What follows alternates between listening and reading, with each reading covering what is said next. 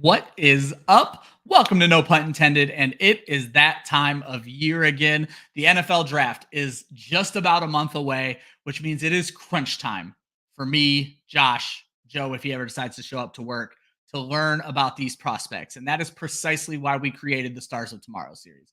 Normally, I'd be telling you how we have an excellent guest, and we do. We just don't quite know when she's going to be here. So that's going to be a surprise for you a little bit later. Instead, you get to hear me and Josh talk about some of these quarterbacks because that is where we are starting this whole thing with the quarterbacks coming up in the 2024 NFL draft. Let's get into it.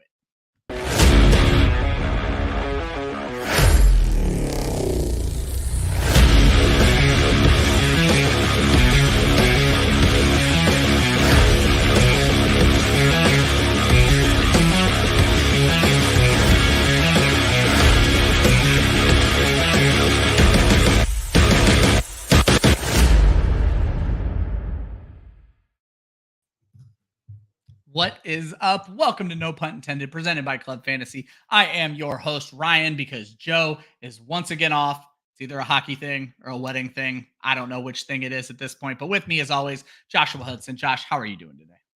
Fantastic. I'm feeling a little nervous that I have to carry the show now, but it's okay. We can do this. Well, Jay's already got us started. Spencer Rattler talk incoming. That's all we're going to talk about today. Jay, I don't know how to tell you this. Spencer Rattler, not one of the guys I dug into heavily today, so I'm not ready to talk Spencer Rattler quite yet. If you are not familiar with our Stars of Tomorrow series, it is a two-pronged attack by us here at Club Fantasy. First, we start a thread series. I used to call it our thread of threads, but nobody really does threads on Twitter anymore, except for us during this time of year. So we're still doing the threads where we go through and we find every bit of great content we can find in the Twitterverse about specific players. We have done Caleb Williams, Jalen Daniels, and Drake May. I'm already confused of what day it is. Drake May already in this series. So you can go to our Twitter right now and you will see threads where we created to talk about these prospects, where we go out and shine a spotlight on information from everyone else in the community because we don't do our own rookie content. We just try to learn about these guys. And that's what these shows are all about. So for the next 4 weeks, we're going to cover the quarterbacks, the running backs, the wide receivers, and the tight ends, all with a special guest. And we will have a special guest tonight. My fingers are crossed she's going to be here just a little bit later. But until then, you're going to hear me and Josh talk some fantasy. And Josh, there hasn't been a lot of free agency right now. So I don't know if we could spend the next half an hour talking about Josh Reynolds to the Broncos. But I just wrote an article about it, so I'm game. I mean, look, they needed a wide receiver, right? They traded Jerry Jeudy. The idea then becomes, well, Sean Payton talks about how Marvin Mims was blocked because, they have like each guy plays their own position kind of thing. And Jeudy was ahead of Mims. So now you get Jeudy out. Now Mims can take over, but they still need depth, right? Because Tim Patrick's coming off of a torn ACL. So now you've got Sutton, you've got Reynolds, you've got Mims, Patrick. That's not a terrible wide receiver core, but it definitely needs some work. Let's be honest. So when I wrote the article, sneak peek over at Football Guys, if you want to go check the writing out, what really threw me off is that not precisely the same size, but Tim Patrick, Cortland Sutton, and Josh Reynolds are basically the same size. And so I'm like, I guess when one goes down, you're ready just to fill it in. I think Marvin Mims comes out of this the most unscathed, which the fantasy community is in love with because he's the little guy at this point. But then when I went and looked at Detroit needed that height, man. Like right now, they got a bunch of little short guys on the team, 6'1" and under. And so I'll be interested, Josh. This is a guy we used to talk about on the show every now and then. Could this be Donovan Peoples-Jones' chance to actually prove like we saw some flashes from him in Cleveland and then nothing else? I actually think that he is a free agent. No, he re-signed 2 weeks ago. Did he re-sign? Just a 1 year deal. Yep. I was going to say, I mean, we've seen Detroit make some splashes in the draft. Maybe Keon Coleman's their guy. Add a little bit of size to that wide receiver room. Well, that brings a smile to my face. 6'4" wide receivers and me in fantasy football. So, guys, Josh already kind of spoiled it down in the chat, which I'm sure you guys kind of already figured it out from all of the tweets we had been putting out. Crissy Froyd is going to be our guest tonight. And if you tuned into last year's episode, Crissy Froyd was amazing. And she knows quarterbacks at a level that most of the fantasy community could only hope to attain. When she talks about quarterbacks, she talks about their play on the field. We are talking about fantasy stuff. So to kill time, while we wait on Crissy, we're going to talk some fantasy stuff. So Josh got a sneak preview of my top 10 rookie quarterbacks right now, which I'm about to list off for you. And then Josh and I are going to debate them. So not much surprise. I have Caleb Williams as my QB1. Jaden Daniels is my QB2. And then this is where things started to get interesting because the more I did research, there were guys I started to like more and guys I started to like less, if you will. So I'm keeping JJ McCarthy as my quarterback 3 right now. And this is strictly from a fantasy point of view. And where the debate for me was Drake May versus Bo Nix. I am notoriously a Drake May hater so far. And that is mainly because the comps I've seen for him have been terribly ugly. And the more I watched Bo Nix, specifically today, you guys know I do this last minute, and this was my Bo Nix day. I am loving what I'm seeing from Bo Nix. He may end up being a better NFL QB than a fantasy QB, but I still think there's some hope for him as a fantasy QB, which is why I currently have May at 4, Nix at 5, Michael Penix at 6, Jordan Travis at 7, Michael Pratt at 8, Joe Milton at 9, Spencer Rattler at 10, and then Austin Reed, because I apparently went to 11, is my 11. So Josh, when you look at my initial rankings for a guy who you know is just learning about these quarterbacks, but I've taken a lot of content from everybody else, hence the Stars of Tomorrow series, is there anything that jumps out at you that you just don't feel right about? I'm slowly coming around on JJ McCarthy. Slowly. I saw a tweet. I can't remember who specifically put it out, but they were talking about quarterback intelligence and how some teams are going to start like using this more in their draft process. And it's because of Brock Purdy, right? Like, you can say what you want about the talent that Brock Purdy has. He's clearly got it between the ears. Yeah. And that's why he's been able to be so successful within that Kyle Shanahan offense. JJ McCarthy at Michigan did what Jim Harbaugh and that offense asked him to do, right? That's why the stats and the production don't jump off the page. That's why fantasy football managers and wannabe draft pundits look at him and be like, what the fuck? Yeah. This is dull. Like, he's a very mundane quarterback. Like, he's a game manager, blah, blah, blah. Like, that's not sexy for the NFL.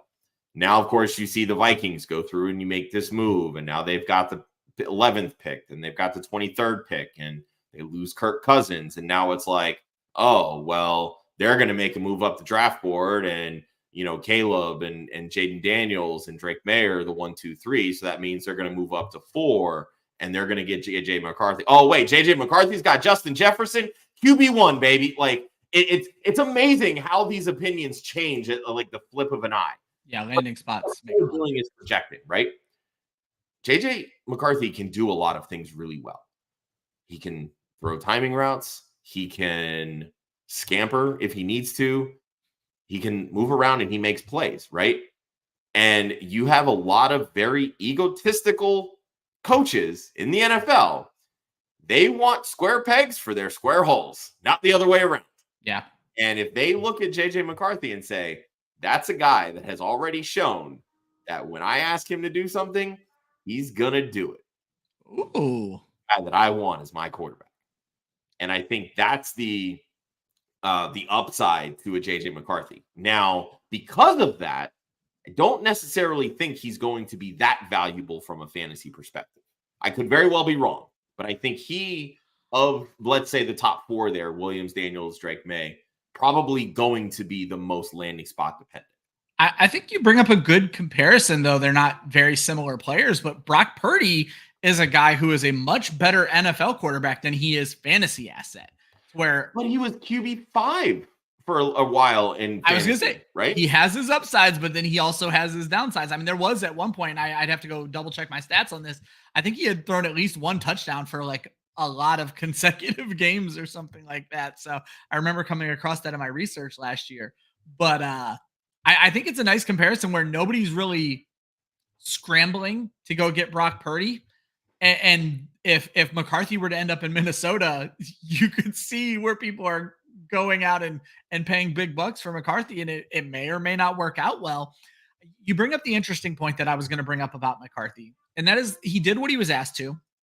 And normally we get nervous, and you're already hearing it with Bo Nix, where a guy's just taking what's given to him. He hasn't shown everything that you'd like to see from him. The reason I'm not worried about that with McCarthy is because he played under Harbaugh, who knew the NFL, knows the NFL, is back in the NFL right now. he is coming from a coaching tree that was getting him ready from this for day one. And I think being coachable, coming from the Harbaugh system, no matter how you feel about him, he's an authoritarian. That was his team. There was no debate on whose team it was. JJ McCarthy needed to put up or shut up and get in where he fit in, and that's kind of what he did. And we can't necessarily hold that against him. But from a fantasy standpoint, the reason I have him at 3 is he can get it done with his legs, plain and simple. That's one of the things that I was really impressed by. Honestly, most of this class, with like the exception of Michael Penix, is you saw them all in different ways get it done with their legs, Josh. And I think one of the things, if you guys didn't see Crissy's tweet today about her rankings, I'm going to give her a few more minutes to show up, but we can talk a little bit about her rankings. But I think one of the ways that people are very different on an NFL prospect versus a fantasy prospect, Josh, is we will just jump on these guys if we think they can run. Crissy is lower on Jaden Daniels than the fantasy consensus. And it looks shocking to people who have been getting all their information from fantasy analysts. But maybe from a quarterback standpoint, he's not going to be the second best quarterback in this draft. From a fantasy standpoint, he might be the best damn quarterback in this draft for all we know, because fantasy gets paid differently than the NFL gets paid. Justin Fields was the QB1 for multiple weeks. He ain't the best quarterback in the NFL, Josh. No, definitely not. Jaden Daniels is going to be really interesting. And again, it boils down to landing spot. And I think, to me, the only safe quarterback when it comes to this is Caleb Williams. Everybody else is going to be very landing spot dependent. I always get worried with some of these quarterbacks whose rushing value inflates them, just from the standpoint of like, oh, hey, remember Malik Willis? And that's going to get you into trouble, right? So, and again, I don't want this to come across that I'm trying to compare Jaden Daniels to Malik Willis. Jaden Daniels won a Heisman Trophy because he's a really good quarterback. And Willis played for Liberty. Yeah, correct. So, Jaden Daniels, I think, throws a very good deep ball. He's got a good arm. Obviously, we know the ability that he brings running the football. And he played really well against some pretty solid SEC competition. But let's say, hypothetically, he lands with the Patriots. I don't care how much you run. That's not a sexy landing spot at all. They have no weapons. Yeah. None. Like your best quote unquote wide receiver is Juju Smith-Schuster with a bad knee. Like, he's not good with a good knee. So there's nothing of value there with the Patriots, right? So, like, at that point, you're just praying to God that he sets an all-time, quarterback rushing record to make himself viable as a fantasy asset. So, but I do want to come back to what you talked about with JJ McCarthy and his rushing ability. McCarthy in his best season running the football was 2022, where he had 306 rushing yards. Yeah. Just last season, Drake May had over 560. Yeah. Drake May can scoot too. And he's another really big athletic guy. I've seen comps from Justin Herbert, Josh Allen, and I know that's obviously the very high side of his comps. Somebody that I think, has some mechanical issues that in reality, if he lands with a really good quarterback coach, I think you could be talking about one of the best, if not the best quarterback in this class. Like, I think he has that level of upside, but again, that's very landing spot dependent. Not every team has a really good quarterback coach that can work out those flaws in your game. Not to mention, you have to have a team that believes in Drake May the way the Buffalo Bills believed in Josh Allen, because Josh Allen, his first year, was not the Josh Allen we've come to know and love. There were turnover issues. There was completion percentage issues. The NFL isn't necessarily giving people the freest of passes on that. You're going to need him to be a high draft capital type pick at that point so that he gets the Justin Fields is the shortest leash recently, where he only got 3 years, 2.5 years to actually prove anything, and it still wasn't good enough. and now they didn't lead him to wins. They weren't winning. So it boils down to that. I mean, I will say that Chicago doesn't move off of Fields if they don't have the number 1 pick this year. And I think that's 100%. Pretty plain and simple, right? Like, they lucked into the first overall pick based on the trade that they made with Carolina last year. So, and I don't think, and this trade doesn't need to be an indictment on Justin Fields. It was just a bad luck. Now, I still think there are plenty of flaws in Justin Fields as a quarterback, but we have to be able to let these players grow and learn and get better. But the NFL is a what have you done for me lately league. And, at the end of the day, he's not winning football games. So if you're not winning football games and you're in a position to reset the rookie clock and all these other things, then that's the move you make. And in my opinion, Chicago made the right move. Yeah, you were on that right off the rip. That resetting that clock was going to be the biggest moment. And so, Josh, when you look at my top 5, it just breeds itself to the rushing ability because Caleb Williams, obviously, it's not the biggest part of his game, but Caleb Williams can move. Jaden Daniels can move. Might be the best rusher, second best rusher in the NFL when he comes in behind maybe Lamar Jackson. JJ McCarthy can certainly get it done. Drake May is just a big dude who can move, and that's where those Josh Allen comps are coming in. And then Bo Nix is just a different kind of quarterback, really fits that kind of like West Coast mold that, not everyone in the NFL is really running a lot of that system anymore. But in the right system, and everybody loves projecting them to the Broncos. I saw you and I both did it. In the right it's system, the most ideal landing spot and a team that needs a fucking quarterback. Let's be real. Yeah. Because honestly, outside of Andy Reid, there aren't very many coaches that still run a true like West Coast offense. Like there's some that will, kind of like sprinkle it in here and there, little bit of flavor and salt here. But like, there's not a true West Coast system anymore outside of Kansas City. And let's be real, they have Patrick Mahomes, so they're not getting a quarterback, especially early. I say they're barely a West Coast system anymore. They are a Patrick Mahomes system. So Josh, when you look at the next 5 guys, and I guess 6 because I have Austin Reed on here. When you look at the next 5, obviously you have different games out of all of these guys. Michael Penix, not really one who's going to move a whole lot. Jordan Travis, who can move, dealing with injury issues. Michael Pratt, Joe Milton, Spencer Rattler, Austin Reed. For your fantasy team in a super flex, who of these 6 are you hoping to come away with? Are you very much focused on draft capital, or are you looking at a player where you're like, I'm interested to see where he ends up, sort of thing? So for me, when I'm taking dart throws in super flex, I want opportunity. I want if a guy is being drafted behind a quarterback that is kind of shaky, that's the guy that I want to target. That's the guy that I want to stash because not necessarily because I think he's going to be a star, but because I think that I can probably flip him for a second or a third round pick and get a little bit better value. That's the way that I look at these like 3rd, 4th, 5th, 6th round quarterbacks. I remember it was probably like 3 years ago. Jake Luton had to start a random game for the Jaguars. I was able to flip him for a 3rd round pick because I had him on my roster. That was probably the only game he ever started, but I got a 3rd round pick out of it. And I can use that 3rd round pick as a throw in to close a deal, right? That's how I view these quarterbacks. Now, if there's one of these quarterbacks that I'm looking at before the draft happens, and I just got to throw out the Spencer Rattler love in our chat tonight is through the roof. And I think there's definitely some things to like about Rattler too. But the guy that I think will be given the opportunity first is Michael Penix.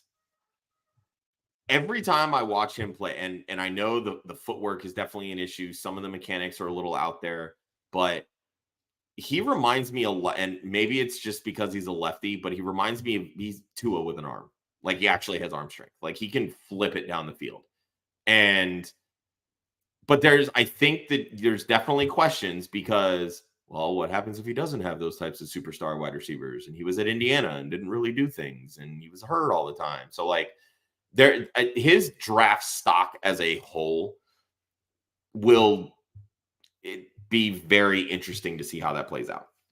Jordan Travis is a stick. I'm not in on Jordan Travis at all. Wow. He's a super skinny guy coming off of a bad injury. Honestly, no, not it. Michael Pratt's interesting. I think him and Spencer Rattler are very similar just in terms of what they bring to the table from a quarterback perspective. They've started many games. They've produced. They've had some ups and downs. I can definitely see, there you go. And you know what? And even on last year's Stars of Tomorrow show, like Michael Pratt was somebody that Crissy Froyd brought up. Like she lives in the Louisiana area. She sees a lot of Tulane football. And this year was going to be a very interesting year for Pratt regardless, because their biggest weapon Tajay Spears went to the NFL. We obviously saw Tulane didn't have the same type of season. Michael Pratt clearly didn't have the same type of season. So now he becomes under the microscope, right? Like, how does he project to the next level? And I think you're going to see a lot of that same thing with Spencer Rattler, especially from the standpoint of, well, he didn't want to stay and compete with Caleb and then took the opportunity to transfer and, wasn't the same type of quarterback at South Carolina. It's people that want to make narratives, right? Joe Milton is probably going to be the one that everybody falls in love with because he's got a freaking cannon. He's got a cannon for an arm, and he's a big body that can run, right? The dude is so unpolished as a passer, it is ridiculous. There's a reason that Jalen Hyatt skipped his senior year because he did not want to play with Joe Milton. Okay? I'm telling you this right now. So and Josh might have an inside connection on that story. Just maybe. So yeah, I'm not. But again, if he lands in a good spot where if something happens and he could end up starting a game or two, you know what? I might throw a 3rd or 4th round rookie draft pick on Joe Milton so I can go and get that extra, throw in pick, Millie said the only thing Joe Milton can do is throw 100-yard bomb. Dude, facts. So just to show you guys, as anybody who watches this show knows, I do not watch college football. This is why we have guests. It didn't happen this week, so you're getting a really funny show out of me and Josh. But Josh, the two that I love are Joe Milton and Jordan Travis because I like guys who can move and I like guys who can throw 100-yard bombs sitting down underwater. I completely agree. Jordan Travis is a risk, plain and simple. But if I'm sitting at the honestly, I would be very surprised if he gets drafted. Ooh, and that's just me being 100%. Okay, so that's interesting. Yeah, and again, it's not because I think he's a bad quarterback. I don't think he's bad. I just don't think that he has the physical nature that will stand up in today's NFL. There you go. Guys, we're going to get back. It looks like they're leaning towards flag football, so maybe it changes, but still. There you go. We're going to get back to these rookies here in just a second. I do want to we had a question a little bit earlier from Dallas Bailey, Josh, a dynasty trade question, and this is what we're really good at. So let's talk a little bit about a dynasty trade. He traded the 1-7, the 3-6, and Hollywood for Garrett Wilson. And it seems to me, Josh, that the Garrett Wilson hate might be getting a little bit out of control for a guy who has yet to play with a true NFL quarterback in his career. And Dallas did throw in the settings for that trade. It's a 10-team super flex, 1.5 tight end premium, and you're starting 10 players in that league. So going back to the trade, Josh, to me, this feels like robbery on the side that is getting Garrett Wilson. Hollywood is a 3 to Garrett Wilson being a back end 1, and I don't see getting anything with the 107 or the 306 that is going to make up for the loss of Garrett Wilson in this trade. So looking at your top, I'd say 7-8 picks in a superflex tight end premium rookie draft, you're looking at realistically probably these 4 quarterbacks, right? Caleb Williams, Jaden Daniels, Drake May, JJ McCarthy. Then some combination of Marvin Harrison Jr., Malik Neighbors, Rome Odunze, Brock Bowers. So that's your top 8. So at 107, in theory, you could be looking at Brock Bowers. You could be looking at Rome Odunze. You could potentially be looking at Drake May or JJ McCarthy. And I think a lot of that will be very landing spot dependent, right? Yeah. So that plus Hollywood and a dart throw 3rd round pick for Garrett Wilson. This is an easy side for Garrett Wilson for me. Very easy. Like you could have Zach Wilson as the quarterback. And it's just not. I'm going to pour water on my own take because you helped me out here. And it's really, and this is why you do make the trade. Let me be clear. You still make this trade and get Garrett Wilson. Yeah, 100%. Well, no. I'm going to pour water on the other side though. If one of those 2 wide receivers you mentioned, Rome Odunze or why am I blanking on the other kid's name right now? Not Marvin Harrison. Who's the Malik Neighbors? Malik Neighbors. Okay. Malik Neighbors. If Malik Neighbors or Rome Odunze is there, I mean, Garrett Wilson might comp to one of those guys right now. Very different game, but You still have an old Aaron Rodgers. You don't know what that quarterback situation is. You still take this trade because you don't know who's going to be there. If it's just one of those quarterbacks or Brock Bowers, and I understand everyone's looking at Brock Bowers as a generational talent. We were saying the same shit about Kyle Pitts a few years ago, and you would not make this trade if you knew the 1-7 was Kyle Pitts, even in a tight end premium. So let's just be very clear about that. But Josh, if it's Neighbors or Odunze, if I knew I was getting Neighbors or Odunze, I might be a little bit more ready to make this trade just to reset the clock, for lack of a better term, Josh. Now, I don't know their age comparisons to Garrett Wilson, but it makes it a little bit more interesting to me. Yeah, none of those guys are going to fall. That's the problem. Like, Neighbors is going to be a top 6 pick in the actual NFL draft. Like, I don't. Yeah, this is an easy Garrett Wilson for me. And I know Dallas mentioned a little bit later, he's like, what do you think you could realistically get for Hollywood? I mean, that's probably a second. I mean, he's on a 1-year deal. Like, his value is going to skyrocket. He'd sign with the Chiefs, right? But I would be fine, honestly, sitting on it and trading him at the trade deadline, because he does mention that he's in a rebuild. So that's a piece that personally I would hang on to and trade to a contender midseason, because I think then, based on what we expect to happen with Hollywood Brown and Patrick Mahomes, that second for this year could turn into a first. Yeah, I think that makes a lot of sense. We got a Gator giving me crap about forgetting Malik Neighbors' name. I'm being put on the spot. I'm reading background messages. You have no idea what's going on in my life right now, Gators. But no, I'm interested by both those receivers, and I've seen people who are very smart say keep an eye on Malik Neighbors to even go ahead of Marvin Harrison in this draft. If the right team has him ahead on their draft board, it's not as far away as people might look at it as. But I don't know. It's an interesting trade for me. But again, I'm a proven commodity guy, and as Gator points out, Hollywood still has the drop issues. So. Oh, fucking Hollywood. Jesus. Well, look, this is what they dealt with MVS, right? Yep. They're used to wide receivers dropping the football. Exactly. All right, guys. MVS, although, does drop the football a lot more frequently. So I think they're still improving somewhat from this. So programming note, if we can get the scheduling down, Crissy is not going to make it tonight. We are working on possibly doing that show tomorrow. Where you guys are going to get really good analysis on these quarterbacks instead of me and Josh just talking fantasy. So, Josh, I'm just going to put you in spot right in front of our fans. Do we want to just bid them adieu and welcome them back tomorrow night, or do we want to talk about landing spots to give them a little bit more to whet their appetite? Yeah, let's do some landing spots, just kind of where we think, and then we can kind of fire away with the questions for Crissy tomorrow. Yeah, I think that's going to be great. We can focus on that tomorrow. So, Josh, I think Caleb Williams, we don't need to discuss. We got him going to the Bears. So, Josh, I'm going to have you answer this question 2 ways. Where do you think Drake May ends up, and where would you like to see him for fantasy if it's not the same spot?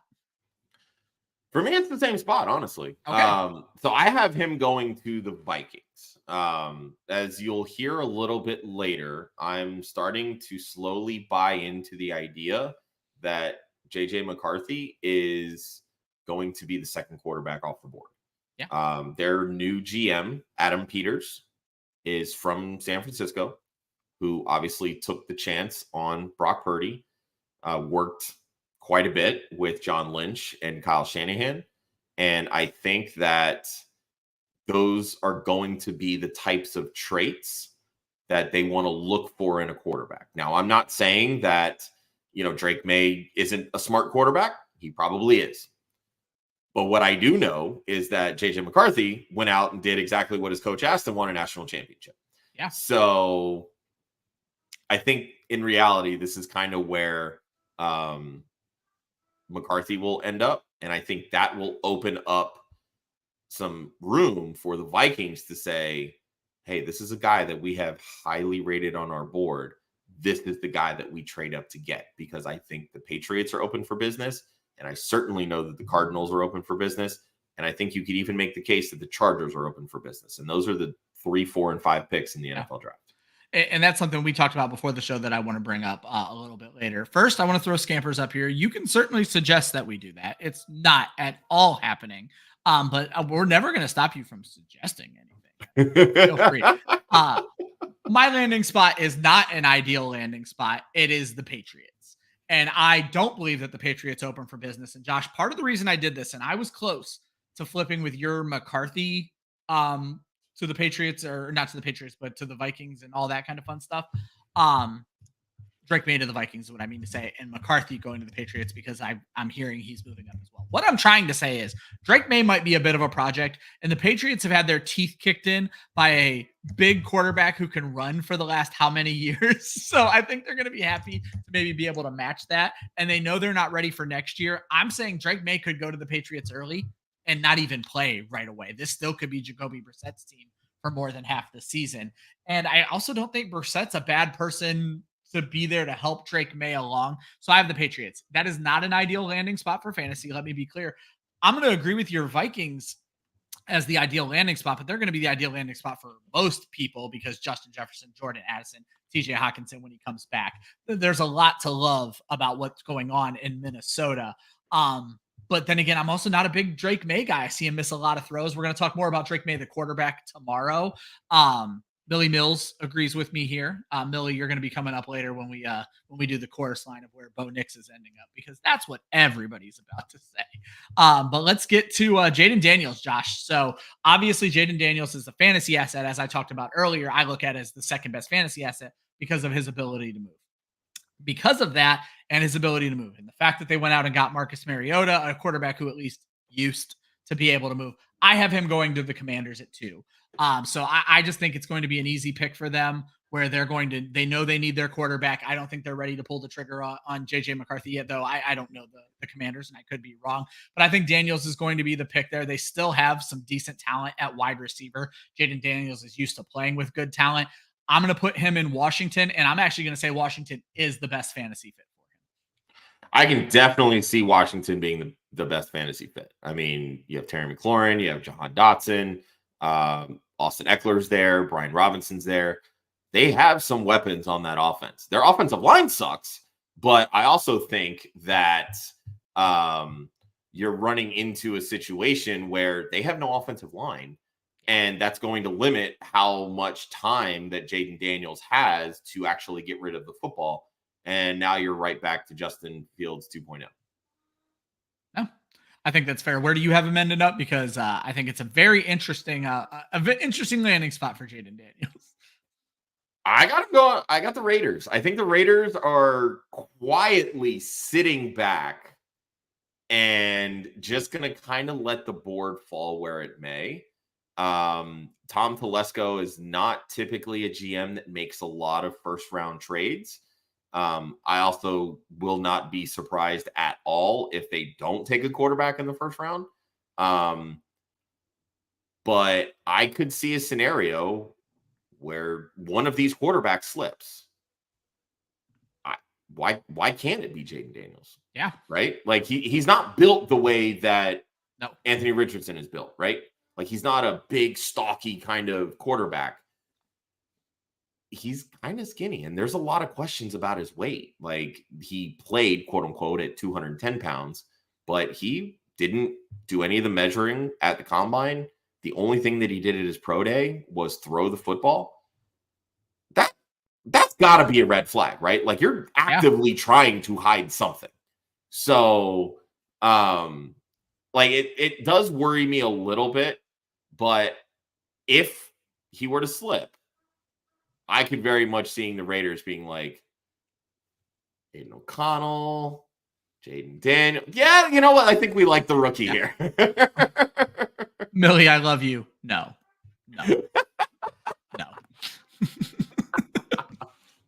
Plain and simple. That's Caleb Williams' job. Josh, I'm going to kick it right back to you because while I have Jaden McDaniels going to, you have mentioned that you changed your mind. And our boy Gator chimes in with everybody hates the quarterback who went undefeated. JJ to Washington is the correct pick. Josh, you tend to agree with that. I do. I mean, you bring in, new regime, basically head coach, GM, ownership, whole 9 yards. And this is a franchise that has bottomed out for what feels like over a decade now with Dan Schneider running this operation. So They need to start fresh. And I think when you do that, you need not only a good player, but you need a good person and a good player that has a good head on their shoulders, right? I like that. That in this draft screams JJ McCarthy to me. And like we said, like he has talent. He's not a bad quarterback. Do I think he is the second best quarterback in this draft?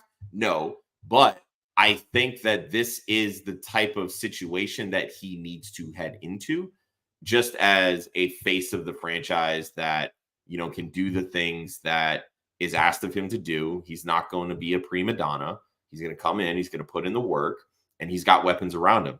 Like I said, I think that offensive line needs a lot of work, but I think he's the type of player, and this is the type of draft where Washington can get pieces within the second and third rounds, because this is a pretty deep offensive line class. And if I'm not mistaken, they have 2 second-round picks, one of them coming from the Montez Sweat trade from last year. And they picked up an extra third from the Chase Young deal. So I think they have, I want to say like 5 or 6 picks in the top 100. So they can make a dent in building around McCarthy on this offense very quickly. They may, oh no, there it is. Yeah, they actually have 2 more in the top 40, 36 and 40 for Washington. So very, very interesting stuff there. No, I think you hit a lot of that on the head. Obviously, I have the first 3 picks going Williams, Daniels, Drake May to New England. So I have McCarthy. I don't even call it slipping. We've already talked about this, Josh. I think Minnesota is going to move up. So I'm just going to match your Minnesota landing spot there. And I do think that is an ideal landing spot for him. You have weapons. He could immediately showcase that he was doing what he was told to do. and now he can play some football. So I think Minnesota would be a really nice spot for him. And I think that's going to be a good landing spot for anybody. Kevin O'Connell. 100%.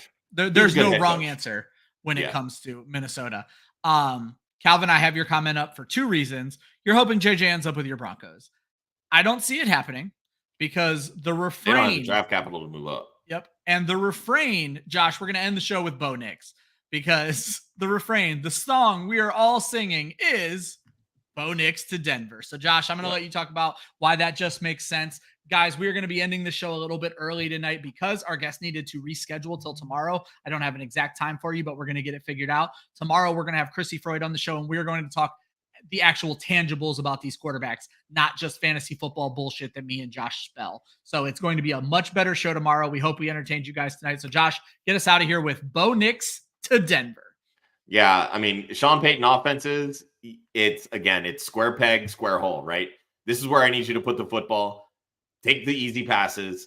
Drew Brees made arguably a Hall of Fame career out of it, right? This is the kind of stuff that Bo Nix does really well. He has the ability to move around the pocket. He can hit the short to intermediate, and he can throw the deep ball. It may not be the prettiest, but this isn't an offense that wants to take a ton of deep shots. And I think that's really where this team just didn't line up on offense with Russ, because Russell Wilson can and likes to throw the deep ball. So with Bo Nix, it's, hey, get the ball to your running backs, get the ball to your tight end, get the ball underneath, right? This is where Marvin Mims comes into play, because he can take that, 3-yard screen pass to the house. And I'm all about that. Like, that's a great fit for fantasy, in my opinion. And yeah, let's go. Wheels up. And we end the show where we started it. Now he'll have Josh Reynolds to throw to. Josh Reynolds to Denver, everybody.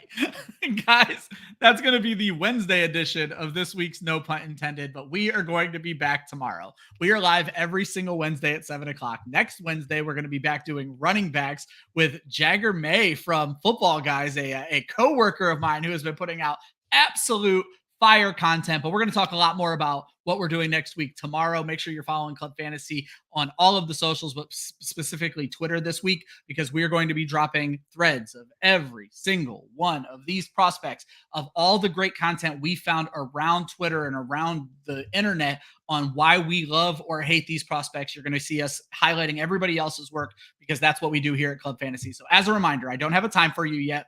We will be back tomorrow night with Crissy Froyd to talk the tangibles of the NFL draft quarterbacks. Thank you guys for hanging out with us for 40 minutes while we talk fantasy football. Let's talk some more quarterbacks tomorrow night. Always remember, defense wins championships, offense wins fantasy football, and we will see you in 24 hours.